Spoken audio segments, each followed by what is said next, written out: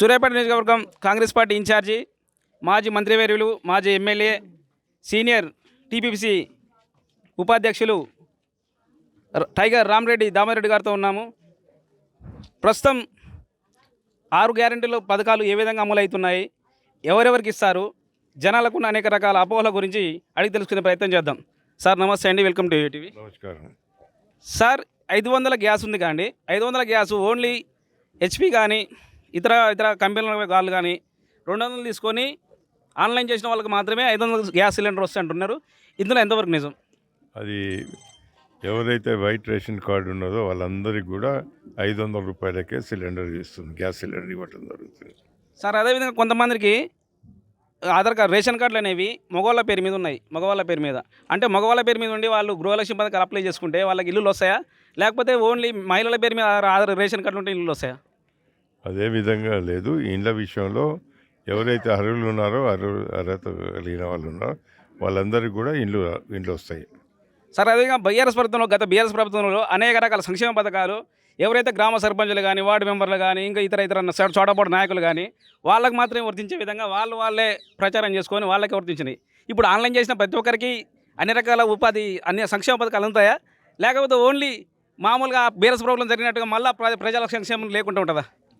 మీరే చెప్తున్నారు గత ప్రభుత్వంలో అదే సార్ దృష్టికి వచ్చిన బీఆర్ఎస్ వాళ్ళకు ఇవ్వటం జరిగింది, కానీ మా ప్రభుత్వంలో ఆ విధంగా జరగదు. రాజకీయాల అతీతంగా, కులాలకు అతీతంగా, మతాలకు అతీతంగా అర్హులైన అందరికీ ఇండ్లు వస్తాయి, రేషన్ కార్డు వస్తుంది.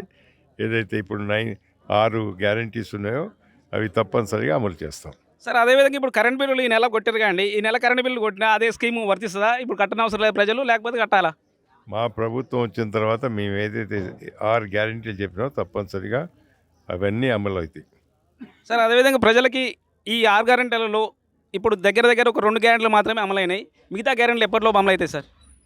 2 గ్యారెంటీలు మీరే చెప్పినారు. 48 గంటల లోపల 2 గ్యారెంటీస్ అమలైనాయి. ఇప్పుడు 100 రోజుల లోపల ఇవి కంప్లీట్గా పూర్తిగా అమలవుతాయి. ఎందుకంటే ఇప్పుడు ఈరోజే దరఖాస్తులు తీసుకుంటారు. రేపటి వరకు దరఖాస్తులు తీసుకుని దరఖాస్తులు పరిశీలించిన తర్వాత 100 రోజుల లోపల అన్నీ కూడా అమలవుతాయి. అంటే సార్ జనవరి 17 లోపు ఆన్లైన్ చేస్తుంటున్నారు కదా, ఆన్లైన్ చేసినాక ఎన్ని రోజులకి ఈ స్కీమ్లు అనేవి ఇంప్లిమెంటేషన్ అవుతాయి? అంటే కొంత పూర్తిగా విచారణ చేసిన తర్వాత అన్ని వివరాలు సరిగా ఉన్నాయా లేవా అన్నీ చేసిన తర్వాతనే మళ్ళీ ఎవరెవరికి అర్హులైన వారికి అందరికీ ఈ 6 గ్యారెంటీస్ అమలవుతాయి. సార్ అదేవిధంగా బీఆర్ఎస్ ప్రభుత్వంలో ఎవరికైనా రేషన్ కార్డు రాలేదు, చాలా వరకు రాలేవు. ఈసారి అందరికి రేషన్ కార్డుల కోసం చాలామంది అప్లై చేసుకున్నారు. కాకపోతే ఈ ఆన్లైన్ చేసిన వాళ్ళకి మాత్రమే రేషన్ కార్డులు వస్తాయా, లేకపోతే మళ్ళీ స్పెషల్గా ఉన్న రేషన్ కార్డుల గురించి అప్లై చేసుకోవాలా? మంచి ప్రశ్న అడిగారు. ఇప్పుడైతే రేషన్ కార్డులో దాంట్లో దరఖాస్తులు లేదు, అయినా కూడా దరఖాస్తులు సెపరేట్గా పెట్టడం జరుగుతుంది. రేపు మళ్ళీ ముఖ్యమంత్రి గారు గవర్నర్ ముఖ్యమంత్రి గారు రేవంత్ రెడ్డి గారు చెప్పినది ఏంటంటే మళ్ళీ ఇదే విధంగా గ్రామ సభలు పెట్టి తప్పనిసరిగా రేషన్ కార్డు కొరకు దరఖాస్తు స్వీకరించి అర్హులైన అందరికీ కూడా తెల్ల రేషన్ కార్డులు ఇవ్వబడతాయి. సార్ అదేవిధంగా చాలా వరకు ఇప్పుడు ప్రజలైన వీళ్ళు అన్ని ఊర్లలో లేరు, ఎక్కడెక్కడో వేరే పనులు చేసుకుంటే ఎక్కడెక్కడో ఉన్నారు. వీళ్ళందరూ మళ్ళీ ఎప్పుడు అప్లై చేసుకోవాలంటారు సార్? మరి ఇప్పుడు ప్రస్తుతం లేని వాళ్ళు రేపటి నుంచి ఆ పథకం ఆపేస్తున్నారు కదా. 28 నుంచి 6వ తారీఖు వరకు ఇంత టైం ఇచ్చినాము. రేపటికి లాస్ట్ డేట్ ఉంది. రేపటి వరకు కూడా అప్లై చేసుకోవచ్చు.